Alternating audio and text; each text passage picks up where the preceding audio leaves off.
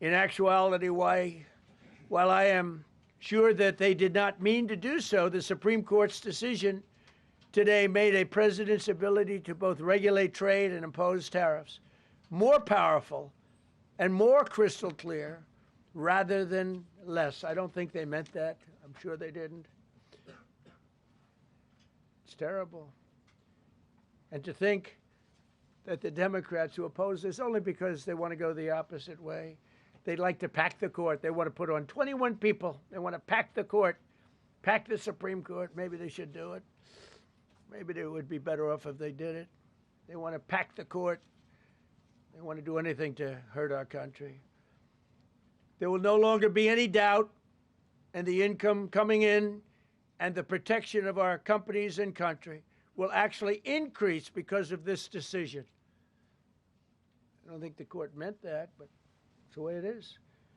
Based on long-standing law and hundreds of victories, and even, as I was pointed out before, even thousands of victories over the years, to the contrary, the Supreme Court did not overrule tariffs. They merely overruled a particular use of IEEPA tariffs. And essentially, it's used to get a fee. I can do anything I want with IEEPA, anything.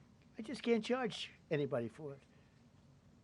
I can license, I just can't charge them. It's ridiculous, but it's okay because we have other ways, numerous other ways. The ability to block, embargo, restrict, license, or impose any other condition on a foreign country's ability to conduct trade with the United States under IEEPA has been fully confirmed by this decision. So now there's no doubt, because, you know, there were a lot of questions about tariffs because no president was smart enough to use them to protect our country from those countries and businesses that were ripping us off. You took a look at the deficits that we had with some of these countries. It was disgraceful what they got away with for many, many decades. But now we know, because this decision affirms all those things that some people weren't sure about.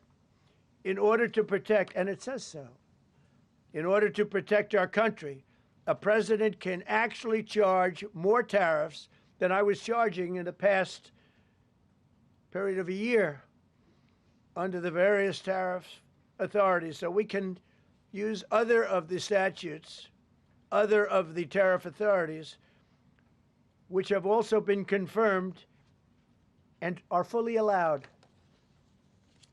Therefore, effective immediately, all national security tariffs under Section 232 and existing Section 301 tariffs, they're existing, they're there, remain in place, fully in place, and in full force and effect. Today, I will sign an order to impose a 10% global tariff under Section 122 over and above our normal tariffs already being charged.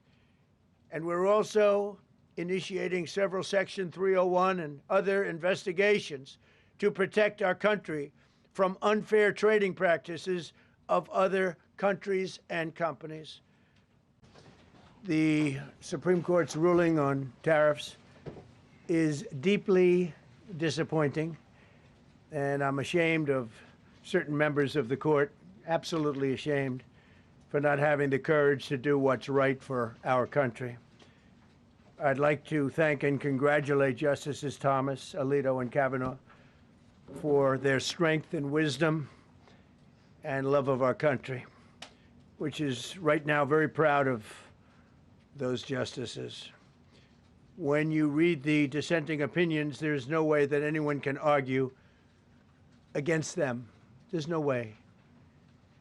Foreign countries that have been ripping us off for years are ecstatic. They're so happy. And they're dancing in the streets, but they won't be dancing for long, that I can assure you. The Democrats on the court are thrilled, but they will automatically vote no. They're an automatic no, just like in Congress. They're an automatic no. They're against anything that makes America strong, healthy, and great again. They also are a, frankly, disgrace to our nation, those justices. They're an automatic no, no matter how good a case you have. It's a no. you can't knock their loyalty. It's one thing you can do with some of our people. Others think they're being politically correct, which has happened before far too often with certain members of this court, and it's happened so often with this court. What a shame. Having to do with voting in particular, when in fact they're just being fools and lapdogs for the rhinos and the radical left Democrats, and not that this should have anything at all to do with it. They're very unpatriotic and disloyal to our Constitution. It's my opinion that the court has been swayed by foreign interests and a political movement that is far smaller than people would ever think. It's a small movement. I won by millions of votes. We won in a landslide. With all the cheating that went on, there was a lot of it, but we still won in a landslide. Too big to rig. But these people are obnoxious, ignorant, and loud. They're very loud. And I think certain justices are afraid of that. They don't want to do the right thing. They're afraid of it. This was an important case to me, more as a symbol of economic national security, and also, I would say, just for our country itself, so important, because we're doing so well as a country. We've never done so well.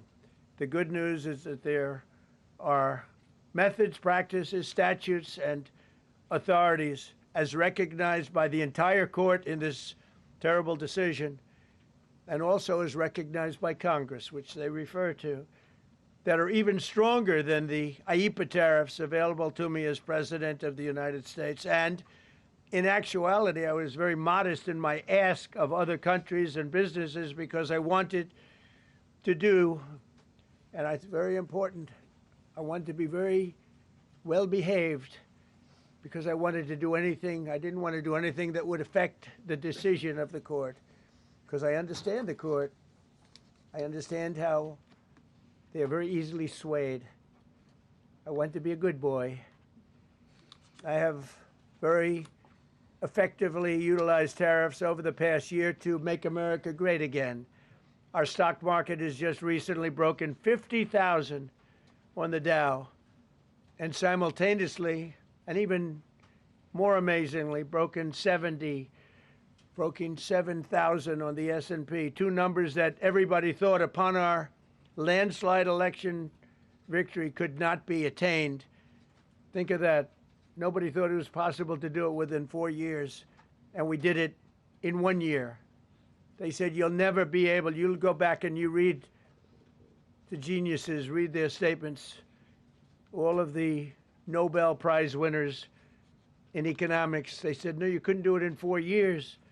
Well, we didn't do it in 4 years. We did it in 1 year. We broke every record in the book, and we're continuing to do so.